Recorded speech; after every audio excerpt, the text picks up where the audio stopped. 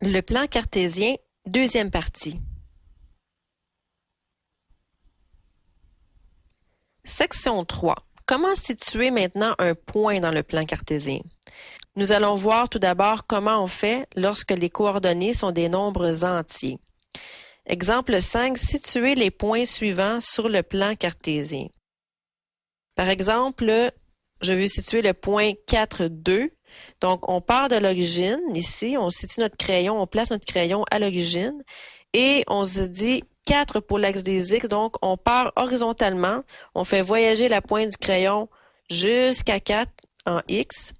Et ensuite, on doit monter de 2 unités selon Y. Donc, on est placé ici et on voit 2 pour Y. Donc, on monte de 2, 1, 2. On s'en va placer notre point ici vis-à-vis le 2. Donc, lorsque je dis on monte, je sais qu'on monte parce que le 2 est positif. Si on avait une coordonnée en Y, on aurait descendu pour aller rejoindre les coordonnées négatives en Y. Donc, on fait voyager finalement la pointe du crayon en partant de l'origine. 4 et 1, 2 pour les Y. Donc, ça nous donne le point A, qui est le point 4, 2.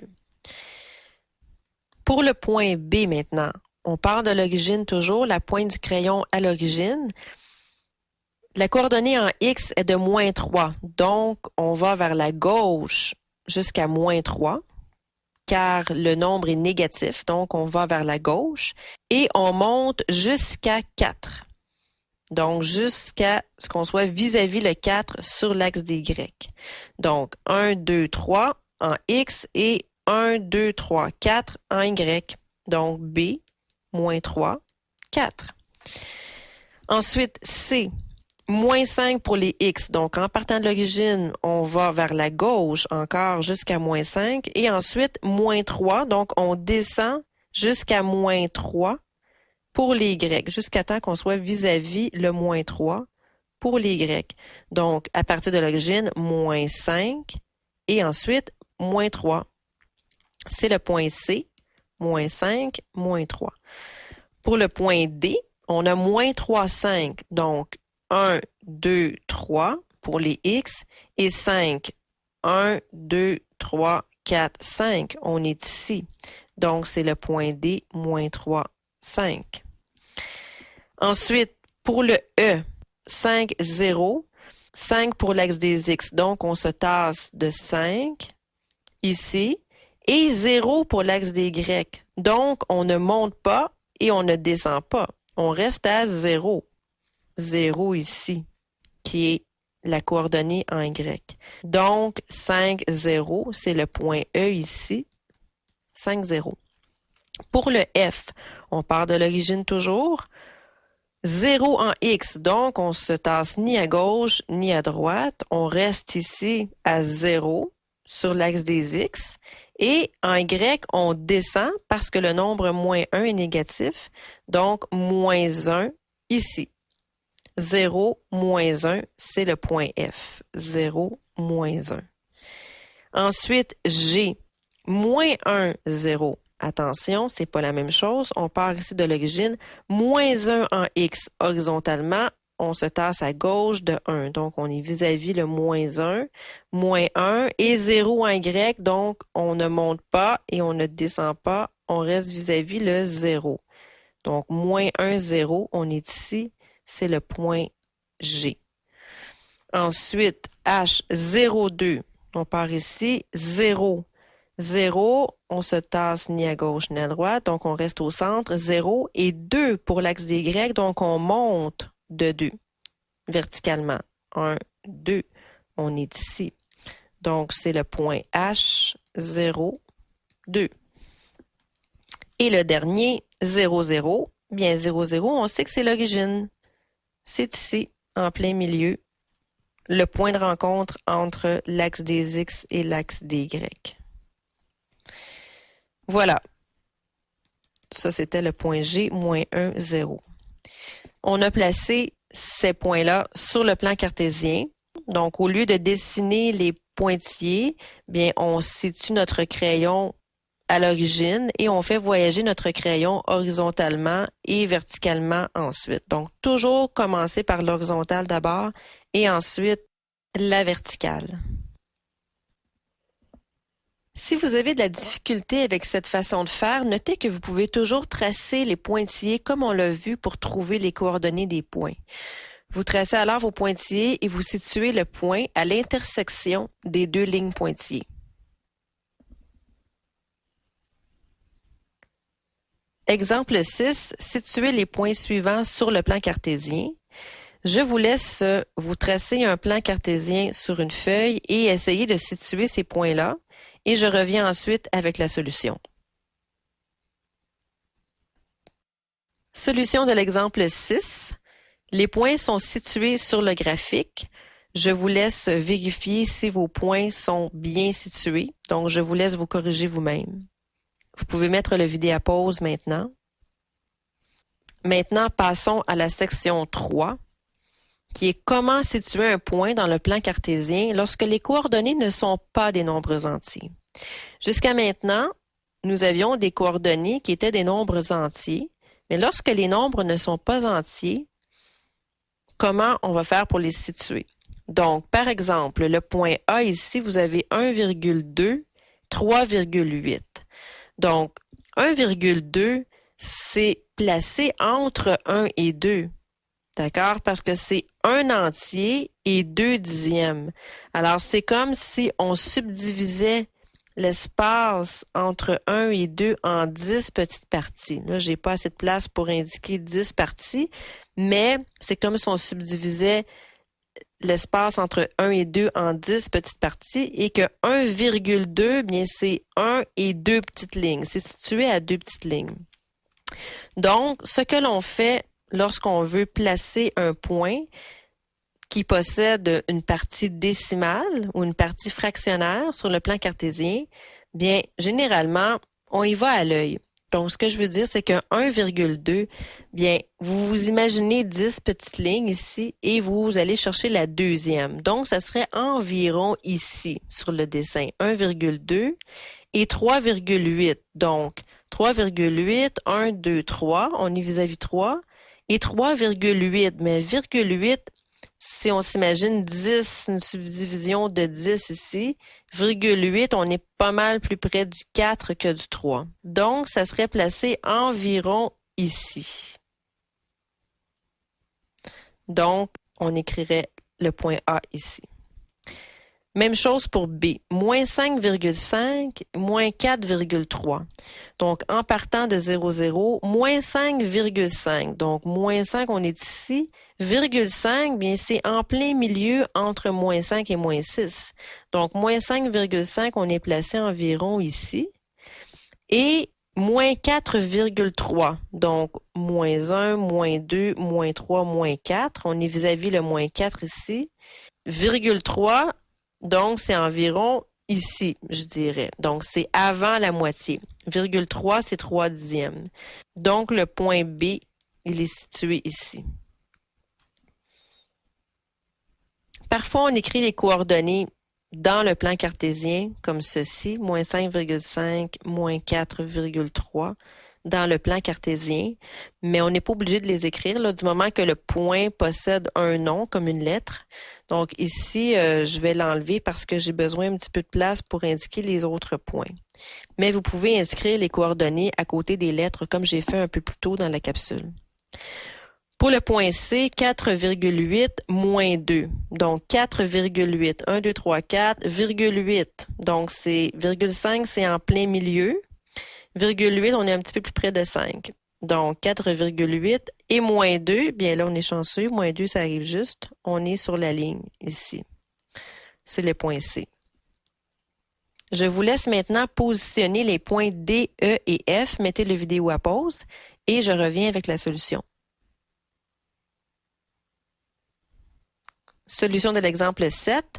Le point D, 3 et 1 demi, 2 et 1 quart. Donc, 3 et demi, 2 et 1 quart serait environ ici. Donc, c'est le point D.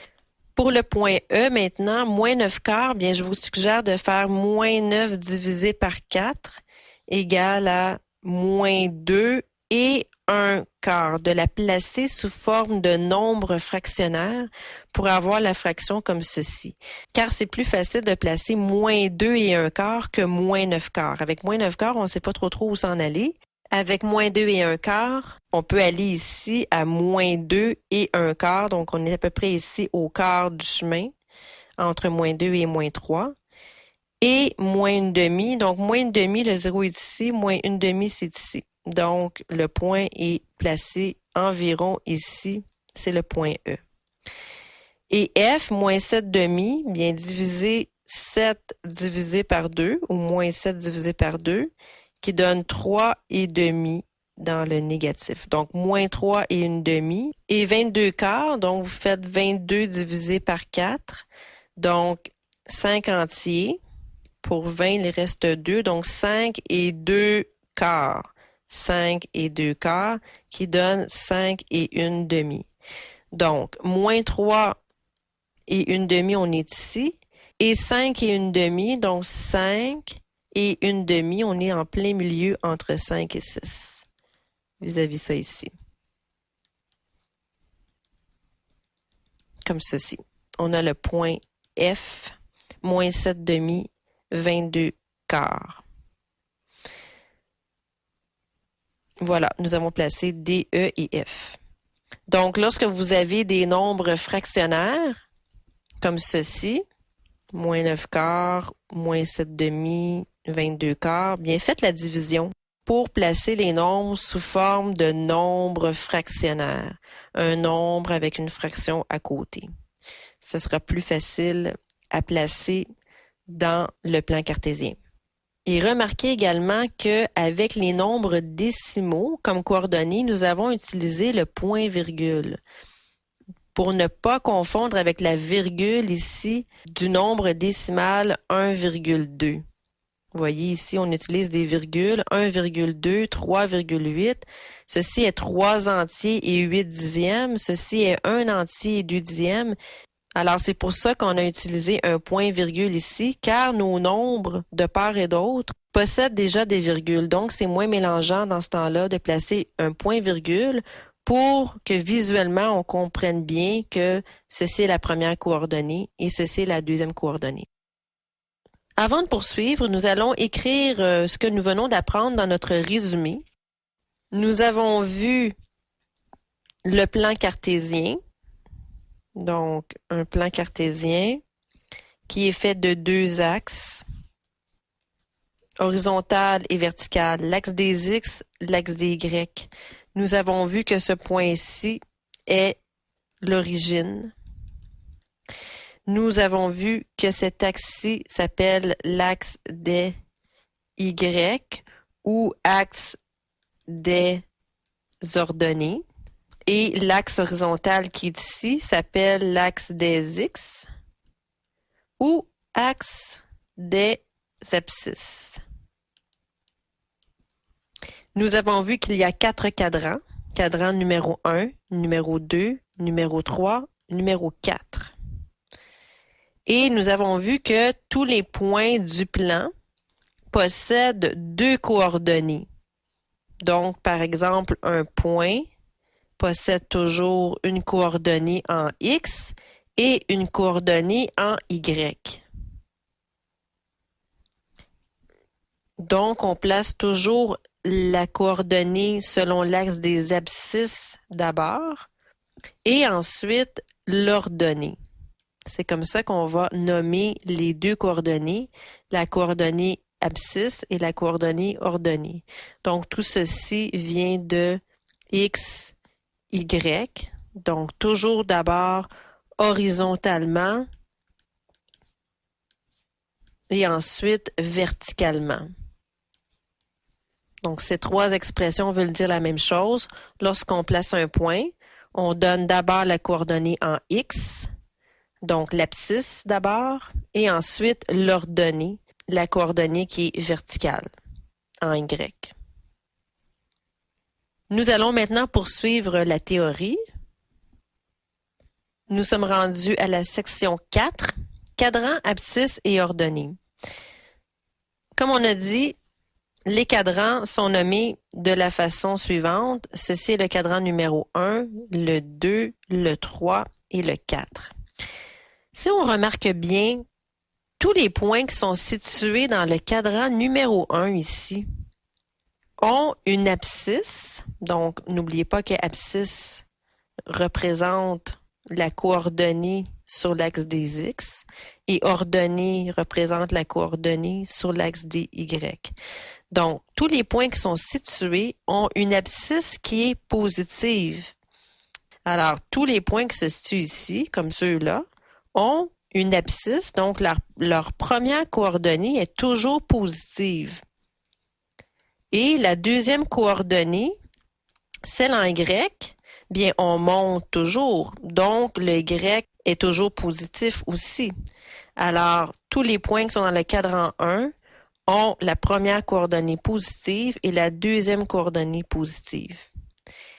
Si on fait le même raisonnement pour le cadran 2, bien, tous les points qui sont situés dans le cadran 2 ont comme première coordonnée, donc en X, on tombe dans les négatifs.